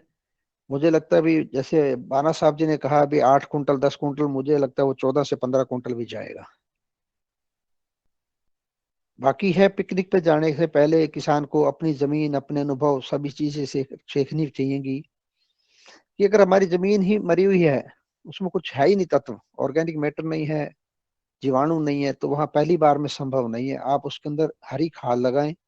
अगर हरी खाद लगाने का प्रोविजन नहीं है तो बरसात के सीजन से पहले आप कंपोस्ट डाल दें और जमीन को ढक दें। कंपोस्ट के जीवाणु उसमें डेवलप हो जाएंगे और आपकी जमीन तैयार हो जाएगी। फिर आप उसके ऊपर बेड बना के खेती करें तो बहुत अच्छा रहेगा। पहली बार जो हम रसायन डाल डाल खेती कर रहे हैं तो वो रसायन पूर्ति करते हैं।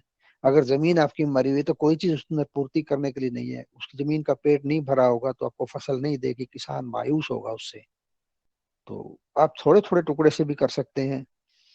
अभी जो एक साथी ठाकुर साहब सवाल कर रहे थे कि ऑर्चर्ड का एरिया है हमारा और वहाँ मल्चिंग नहीं होती है, तो जब बरसात होती है तो आप उस सीजन के सीड्स वहां डाल दें, जो भी आपके वहां पे उगते हैं उसी को आप मल्चिंग के रूप में ले सकते हैं। और एक साथी का सवाल था कि सब्जी की खेती, बेड के ऊपर सब्जी की खेती तो बहुत ही बढ़िया हो सकती है। वो भी एक ही चीज होती है, जैसे हम बेल वाली सब्जियां लेते हैं तो उसमें डिस्टेंस ज्यादा रखना होता है, जब तक बेल नहीं फैलती उसके अलावा कुछ और सीड्स डाल दें जो ग्रीन मल्च तैयार हो जाए और जमीन को ढक के रखे। जब बेल फैलेंगी तो उनको अपने आप ढक लेंगी, फिर आपके पास मल्च की कोई कमी नहीं रहेगी। मल्चिंग का सबसे बड़ा तरीका यही है, बाहर से नहीं परचेज करना पड़ेगा। बाहर से लाना और कैरेज करना और उसको डालना हजारों रुपए में खर्चा होता है। हम कुछ चंद सैकड़ों रुपए या कुछ ग्रुपों से भी हम हल्के जो सीड जो आपके पास कम रेंज में आते हो वही डाल के अपने सीजन से अपने एरिया के अनुसार उसे बस तैयार कर सकते हैं।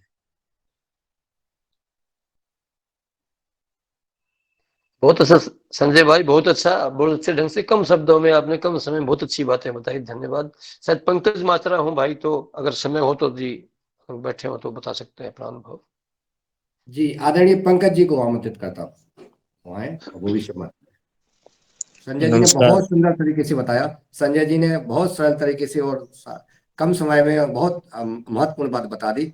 आपका शादीवाद। आदरणीय पंकज जी आमंत्रित है। नमस्कार सभी साथियों को। सर मैं पंकज माजरा, गांव बनवंदौरी, डिस्ट्रिक्ट फतेहाबाद, हरियाणा से। सर PQ1 की विधि से हम पिछले 2 साल से इसके ऊपर काम कर रहे हैं। तो ज़्यादातर गर्मियों के ऋतु में तो हम कॉटन और मूंगफली ग्वार हमने लिया है। काफ़ी अच्छी सक्सेस भी मिली है हमें। बगैर कोई खाद के और बगैर कोई पेस्टिसाइड के हमने लगभग 20 से 22 मन पर एकड़ कॉटन निकाली है जी। और मूंगफली भी हमें काफ़ी अच्छी हो गई है। 22-23 मन पिछली बार हमें मूंगफली भी हुई थी बेड विधि से, जो हमने की थी पिकनिक विधि से। और अब इस ऋतु में सर हमने अभी गेहूं और सरसों की बुआई कर रखी है जी। तो मास्टर जी ने भी हमारा खेत विजिट किया था। तो गेहूं ठीक ठाक कंडीशन में है सर, बगैर बगैर फर्टिलाइजर के वाली भी और फर्टिलाइजर दोनों वाली भी। अभी तक हमने, जैसे बात करते हैं अगर मल्चिंग की, तो बाहर से हमने कोई भी मल्चिंग नहीं डाली उसमें। जो हमारी कॉटन के अंदर घास वगैरह था वही मल्चिंग की है सर। और उसमें अब ठीक ठाक है। आगे से सर बिल्कुल जैसे फर्टिलाइजर है उसको बिल्कुल बंद करेंगे, क्योंकि मल्चिंग हमारे खेत में ठीक ठाक हो गई है। तो उसका हमें रिजल्ट अभी आगे देखने को मिलेगा सर। धन्यवाद सर। धन्यवाद आदरणीय पंकज जी।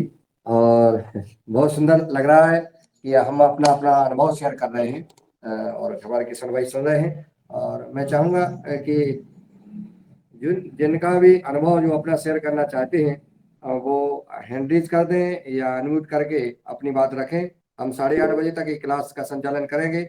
इसके बाद फिर जो रह जाएंगे उनको हम फिर कल सुनेंगे। आदरणीय, हाँ जी, आदरणीय रॉयल फार्मर कंवल, हाँ आप आमंत्रित हैं। कंवल साहब आए और अपना अनुभव शेयर करें। सभी साथियों को नमस्कार। मैं कमल माचरा, गांव बनबंदौरी से। मैं पंकज का बड़ा भाई हूँ जी। हमने पिकनिक पे 2 साल से काम शुरू कर रखे है। वैसे हमारी पूरी खेती अभी तक जैविक नहीं है जी।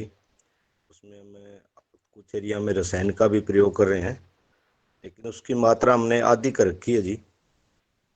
दूसरा, मैं किसान साथियों को एक सलाह देना चाहता हूँ। जो साथी पिकनिक पे शिफ्ट होना चाहते हैं वो आधे अधूरे कामों से पिकनिक पे शिफ्ट ना हो। इसमें सब सॉइलर का बहुत महत्व है, क्योंकि सब सॉइलर सभी जगह उपलब्ध नहीं है। तो कुछ किसान साथी है वो लेजर लेवल करके बेड बना लेते हैं और सब सॉइलर को अवॉइड कर देते हैं, और बाद में फिर उनका प्रोसेस पूरा नहीं होता तो उनकी पैदावार काफ़ी घटती है और जो पिकनिक से हमें लाभ मिलना होता है वो नहीं मिल पाता। तो जो नए साथी हैं वो इस पे अगर पिकनिक पे अपनी फसलें लगाना चाहते हैं तो पूरे स्टेप है वो फॉलो करे। थोड़ी मल्चिंग की बाद में समस्या आती है, वो अगर 1-2 फसल के बाद अपने खेत के अवशेष ही खेत में गिरते रहेंगे तो उससे मल्चिंग होती रहेगी। लेकिन इसमें सब सॉइलर है वो अवॉइड ना करें, क्योंकि वो इधर उधर से आप अरेंज करें। अगर आप रेंट पे भी लगवाएं तो ठीक है, या जो KVK या कृषि विश्वविद्यालय है वहाँ भी उपलब्ध है। तो मेरा तो यही सुझाव है जी। धन्यवाद। धन्यवाद। धन्यवाद कमल भाई, धन्यवाद। बिल्कुल महत्वपूर्ण बात की। और अब हम किसी और भाई बहन का कोई सवाल हो, कोई संवाद करना चाहते हैं तो आदरणीय भुवनेश्वर राय जी हमारे पतंजलि ऑर्गेनिक रिसर्च इंस्टीट्यूट के वैज्ञानिक है और आपके मार्गदर्शन में आने वाले दिनों में किसानों का प्रशिक्षण भी ऑर्गेनिक ग्रोवर का होने वाला है। आपने बनाया है अपना मार्गदर्शन निर्देश, और हम चाहेंगे कि आप अपना मार्गदर्शन इस सदन को देने का कष्ट करें। आदरणीय भुवनेश्वर राय जी। धन्यवाद आदरणीय मुनीलाल जी। आज 2 दिन से जो चर्चा एक नए तकनीकी पर चल रही है, उसमें आज के मुख्य अतिथि ने और स्पष्ट रूप से इस बात को दर्शाया है। कल कुछ कंफ्यूजन था, और जो लोग इस तकनीकी को थोड़ा सा और कायदे से देखना चाहते हैं वो YouTube पर भी जाकर के इस तकनीकों को देख लें तो और क्लियर हो जाएगा। जैसा कि अभी इसके पहले हमारे पहले जो सज्जन ने बात की कि आधे अधूरे काम नहीं करना है, आज से जैसा कि आदरणीय पवन सर ने भी बताया कि ये तकनीकी बहुत पुरानी है, और मैं आपको बताऊं कि कम से कम आज से 15 साल पहले टाटा केमिकल्स ने एक प्रोजेक्ट लॉन्च किया था जिसमें स्मार्ट कृषि के नाम से था, और उसमें 3 काम किए जाते थे मुख्य रूप से। क्योंकि वो केमिकल की कंपनी थी तो अपनी केमिकल को बेचना, उसमें केमिकल से ही खेती की जाती है। लेकिन जो लेजर लेवलिंग चलता था पहले, उसके बाद सब सॉइलर चलता था उसमें, और उसके बाद बेड पर खेती की जाती थी, लेकिन उसमें दिया जाता था केमिकल ही। और मैं आपको बताऊं कि ये 3 काम करने से पैदावार में काफी बढ़ोतरी हुई, और बढ़ोतरी होने का ये तरीका था कि जितने में डेमो लगा था उसके बाद सब सॉइलर चलाने वालों की होड़ लग गई, और सब जितने भी किसान के सामने ये जा रहा था तो वो सब लोग सब सॉइलर चला रहे थे। तो ये एक बहुत बड़ा तो फायदा यही है कि जो आपकी जमीन की हार्ड पैन हो वो टूट जाती है, और उससे जो है वायु का संचार, पानी का आगमन, ये सारी चीजें होने लगती हैं। तो निश्चित रूप से ये बहुत ही अच्छी बात है, और आने वाले समय में जैसा कि इसमें हो भी रहा है कि इसमें कुछ नहीं डालना है, तो ये ऐसे लोगों के लिए जो गाय भी नहीं पाल सकते और इस तरह की प्रक्रिया कुछ नहीं कर सकते, जिनका खेत थोड़ा सा ऐसे जगह पर नहीं है जहां बिल्कुल परमानेंट पानी लगा रहता है, तो ऐसे लोगों के लिए ये बहुत ही लाभदायक होगा। सब लोग प्रयास कर रहे हैं और आने वाले समय में ये बहुत ही अच्छा होगा, मुझे उम्मीद है। धन्यवाद। मैं इसी के साथ अपनी वाणी को विराम दूंगा। आपका समय भी हो गया है। धन्यवाद। धन्यवाद आदरणीय भुवनेश्वर राय जी। अब जिन किसान भाइयों को अपना अनुभव शेयर करना है, अब वो मैं निवेदन करूंगा कि कल वो सब शेयर करेंगे और अपने साथियों को और जोड़ेंगे, ताकि हम सब आपस में एक दूसरे का अपने संवाद कर सकें, अनुभव शेयर कर सकें और अनुभव प्राप्त कर सकें, मार्गदर्शन ले सकें। अब मैं सीधा आदरणीय दिनेशी सेमवाल जी के पास चलता हूं। वो आए और अपना संवाद करके और फिर इस कार्यक्रम में आभार ज्ञापित कर आज का सदन में यही विराम देंगे। आदरणीय दिनेशी सेमवाल जी, अगर आप नेटवर्क में हैं तो सादर आमंत्रित हैं। दी आदरणीय डॉक्टर किशोर दुबे जी अभी इसके पहले बात करना चाहते हैं। जी जी जी। धन्यवाद मुनिलाल जी। मेरा सिर्फ सुझाव था, अभी कल से जो चर्चा चल रही है, आज भी अच्छी चर्चा चली, वो इस तकनीक पे जिनके पास 12 महीने की सिंचाई नहीं है, सिंचाई व्यवस्था नहीं है, ऐसे और यानी पानी की जिसको हम बोलते कि भाई कोरडवा हो, यानी सिंचाई व्यवस्था नहीं है, ऐसे किसान अगर इस तकनीक को जोड़ कैसे करते हैं उसके अनुभव अगर हम सुनेंगे तो बहुत ज्यादा अच्छा रहेगा। तो ऐसे क्या कुछ किसानों को जोड़ने के आप और दिनेश जी संपर्क करें, बस यही मेरा सुझाव था। या आज के जो भाई साहब है जुड़े हुए, इनके संपर्क में अगर कोई किसान है ऐसे जिनके पास सिंचाई की 12 महीने की व्यवस्था नहीं है, तो उनके अनुभव इस तकनीक से हम सुनना चाहते हैं। धन्यवाद। धन्यवाद डॉक्टर साहब। हमारे चीफ गेस्ट महोदय कुछ बोलना चाहते हैं? आदरणीय, स्वागत है सर। ऐसे तो किसान मेरे संपर्क में नहीं है कि जिनके यहाँ 12 महीने ही सिंचाई की व्यवस्था नहीं है, और सिंचाई की कुछ न कुछ व्यवस्था कुदरत कर देती है। खैर, आप लोगों के पतंजलि के संपर्क में हो तो वो व्यवस्था कर सकते हैं, तो लगभग बातें हो गई है। मैं आप लोगों का पतंजलि समिति का जो ये है योगा हर कार्यक्रम बहुत अच्छा चल रहा है। मैं आप लोगों का धन्यवाद करना चाहूंगा कि आपने पिकनिक को कहने के लिए मुझे मौका दिया, और आपके माध्यम से मैं आसिफ शरीफ साहब का भी बहुत बहुत दिल से आभार व्यक्त करता हूं कि उन्होंने हमें बहुत अच्छी टेक्निक दी है, और हम इस पे चलें तो हो सकता है कि हमारा किसान भाइयों का भला हो। पतंजलि समिति से मैं निवेदन करना चाहूंगा, आपके पास में संसाधन थोड़े से ज्यादा है, तो आप कुछ सरकार से या जहां भी जो भी जिस तरह से होता है वहां कीजिएगा कि भाई एक बीच में एक चीजें आई है, प्रमाणीकरण का कहीं बात होती है, तो प्रमाणीकरण हमसे ये हमसे सर्टिफिकेट मांगा जाता है कि आप ये प्रमाणित करो कि आपके खेत में जहर नहीं है, जबकि प्रमाणीकरण तो चाहिए जिन लोगों को जो रासायनिक खेती कर रहे हैं वो लोग प्रमाणित करें कि हमारा अनाज इंसान के लिए खतरनाक नहीं है। ये उल्टा हो रहा है, एक बीच में सोचा सरकार का ये प्रमाणीकरण वाला आ गया, ये हमारी बजाय जो रासायनिक खेती करते हैं उन लोगों से प्रमाणीकरण होना चाहिए कि वो लोग सर्टिफिकेट दें, हमारा नुकसानदायक नहीं है, ऐसा होना चाहिए। और साथियों से मैं निवेदन करना चाहूँ कि जो फसल आप करना चाहते हैं तो एक बार किसानों को खेतों में जरूर जाएं, जिस फसल को आप करना चाहते हैं उस फसल को आप देखिएगा, आपका जी मन भर जाएगा, ठुक जाएगा, मजबूती आएगी कि हाँ ये किसान कर सकता है तो मैं भी कर सकता हूँ। ऐसा भी होना चाहिए, ऐसा हो सकता है। तो दोबारा से आप लोगों का बहुत बहुत धन्यवाद दिनेश जी। मैं उस किसान का धन्यवाद करना चाहूंगा कि जिसने मेरा नाम आपको सुझाया, मुझे नहीं पता किसने बताया खैर जो भी है, धन्यवाद आप सभी का। समिति ने मुझे जगह दी, सब मंच दिया, आपका आभार व्यक्त करता हूं मैं। धन्यवाद सर। आदरणीय मंच आपका है, ये किसान भाइयों का मंच है, और आप लोगों का स्नेह और मार्गदर्शन इसी प्रकार बना रहे, ऐसी मैं निवेदन करता हूं। और आपने जो कहा है कि हमें किस जैविक का प्रमाणीकरण देना पड़ता है, क्या जब बहुत सारे लोग जब एक जैसे हो जाते हैं, उसमें से जो एक व्यक्ति आता है उसको कोई ना कोई प्रमाण देना पड़ता है जब ये पूरी खेती हमें जरूरत नहीं थी, लेकिन पूरी खेती केमिकल युक्त होने लगी है, फिर कोई कहता है कि नहीं हम जैविक खेती कर रहे हैं, तो उसके बारे में जानना चाहिए, पूछा जाता है। कई चाहे वो कई संत हैं, कई महात्मा है, कई कुछ अब अपन कहने लगते हैं कि वो ऐसे हो गए, तो जो ऐसा होता है उसके बारे में बताना पड़ता है, थोड़ा सा बताया जा रहा है जैविक प्रमाणीकरण का।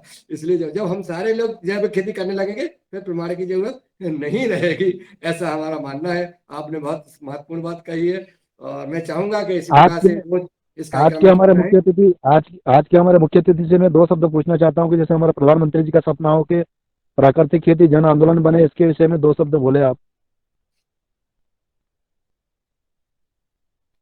सर मैं तो ये कहूंगा कि आप किसान खेत में आके देखें, पधारो हमारे खेत में।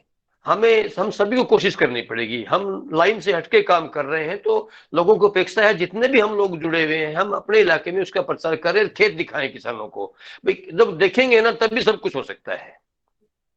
अब देखिए किसान देख के ही सीखता है, देखो किसान इतना पढ़ा लिखा नहीं है, परंतु जब अपनी आंखों से देखता है तब उसको समझ में आता है। हम अपने खेतों में आमंत्रित करें सामान्य व्यक्ति को, अपने आसपास में प्रचार करें, उनको बताएं, और उनको कुछ ना कुछ देखें जी खाने से भी ये फायदा है आपका, आप जहर से बचोगे तो स्वस्थ रहोगे। कुछ जागरूकता की जरूरत है सर, हम लोग वो कर रहे हैं और समिति भी कर रही है, ऐसी संस्थाएं बहुत सी हैं। तो आयोजकों से एक निवेदन और करूंगा कि कीट साक्षरता मिशन एक संस्था है, एक सेमिनार उनका भी करवाया जाए कि वो भी कीटों के माध्यम से कीटों की पहचान करवा के कीटों के माध्यम से खेती करवाने की प्रयास तरीके बताते हैं। अगर उनको कभी जगह मिले तो आप उनसे भी संपर्क कर सकते हैं सर। सुधार मेरा धन्यवाद। मैं चाहूंगा जी, हम पतंजलि समृद्धि कार्यक्रम के अंतर्गत पतंजलि ऑर्गेनिक रिसर्च इंस्टीट्यूट ने अभी हमने बीच में एक दिन 525वां योगाहार उत्सव कार्यक्रम मनाया था। सारे किसानों को, जैसे हम सब आप जुड़े हैं, उन सबको हमने नर्मदापुरम जिले में इटारसी मध्य प्रदेश में बुलाया था। वहां पे 2 दिन का कार्यक्रम रखा था। सुबह हम लोगों ने ऐसे ही योग किया, योग करने के बाद फिर हमने उन किसानों का भ्रमण कराया जो किसान अच्छा काम कर रहे हैं, प्राकृतिक जैविक खेती कर रहे हैं, उनके कृषि फार्म का विजिट कराया किसानों को। सारे देश के किसान गए, वहां पर लगभग 100 किसान गए थे, और वहां पर जाकर के उन्होंने यथार्थ वहां देखा और आपस में समझा, चर्चाएं की, ऐसा संवाद करते हुए पुनः आए। ये योगाहार कार्यक्रम बीच बीच में ऐसे कार्यक्रम बनाते हैं कि हम किसान भाइयों को लेके जाएं और उनका अनुभव, जो आप कह रहे हैं कि खेत पे आइए, खेत पे देखिए, इस प्रकार का कार्यक्रम और आगे करेंगे। आपका सुझाव है और मार्गदर्शन और सहयोग मिलता रहे। चूंकि मैं समय हो गया है, आदरणीय दिनेश जी को आमंत्रित कर रहा हूं जिन्होंने